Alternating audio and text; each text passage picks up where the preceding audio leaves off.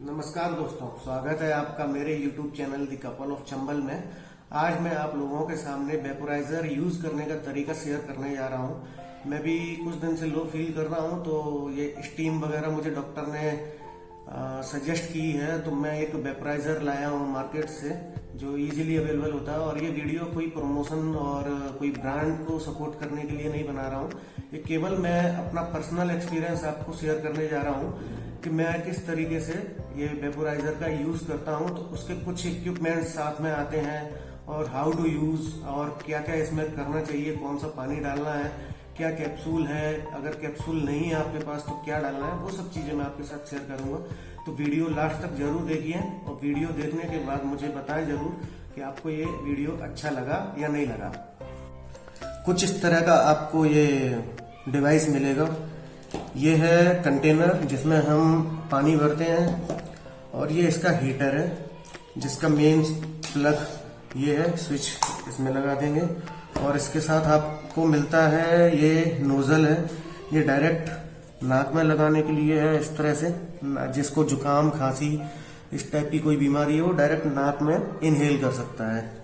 और ये है छोटा सा इक्विपमेंट है, direct point spray, point vapour लेने के लिए है।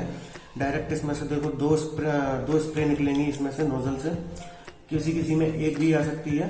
डायरेक्ट स्प्रे लेने के लिए ये, और ये पूरा आपका फेस को वेपोराइज करने के लिए है। इसमें आपका फेस इजीली ढक सकता है इस तरह से।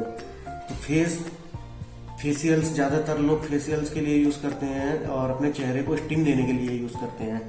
तो ये दोनों चीजें हमारे लिए ज्यादा कारगर साबित करेंगी। तो ये जो कंटेनर आप देख रहे हैं इसमें दो इंडिकेशंस हैं, एक मिनिमम और एक मैक्सिमम। तो इससे ऊपर तक पानी नहीं भरना है हमको। और हाँ, ध्यान रहे हमें टैप वाटर यूज करना है, आरओ का पानी बिल्कुल यूज नहीं करना। तो देखिए ये टैप वाटर में इसमें फिल कर रहा हूँ। और अगर आप बीमार नहीं है तो जनरली इसको डायरेक्ट यूज कर सकते हैं पानी को। अगर आप बीमार हैं तो डॉक्टर की सलाह के अनुसार ये कैप्सूल्स आते हैं मार्केट में, मेडिकल शॉप पे। सिप्ला कंपनी का है मेरा ये, कैम्फर और यूकेलिप्टस और लौंग वगैरह इसमें चीजें हैं। तो ये जो कैप्सूल को ये इस तरह का कुछ कैप्सूल रहेगा और इसका जो पैकेट है वो इस तरह का है। ये काट के हम इसमें निचोड़ देंगे, स्क्वीज करना है इसको। देखिए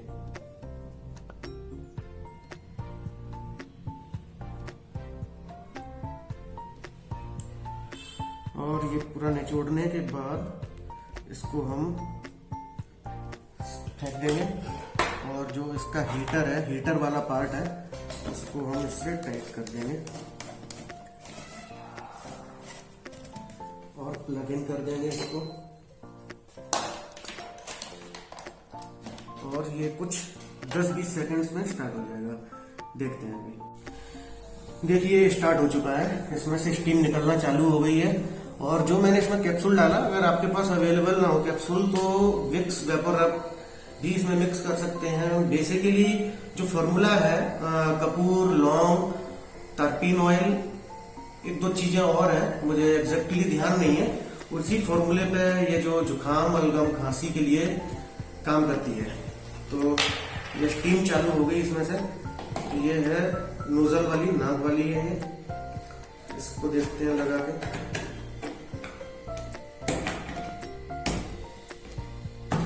ये लग गई ऐसे और इस तरह से स्टीम लेनी है।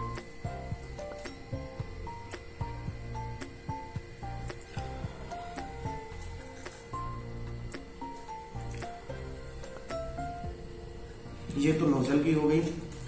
अगर आपको नोजल में ज्यादा गर्म लगता है ना, क्योंकि हीट इसकी डायरेक्ट नाक पे पड़ती है, तो आप नोजल की instead of nozzle you can use the whole face like this.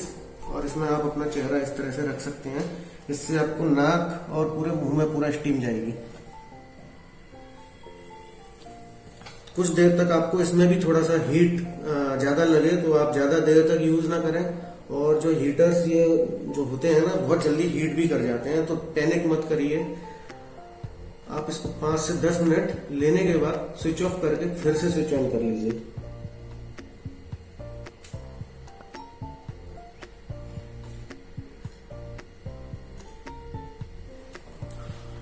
बहुत राहत मिलेगी और ये बहुत जरूरी है इस समय स्टीम लेना, क्योंकि आजकल वायरल भी चल रहा है और कोविड के पेशेंट्स कोविड भी बहुत ज्यादा फैल रहा है, कोविड के पेशेंट्स भी बहुत हो गए हैं, तो बहुत जरूरी है।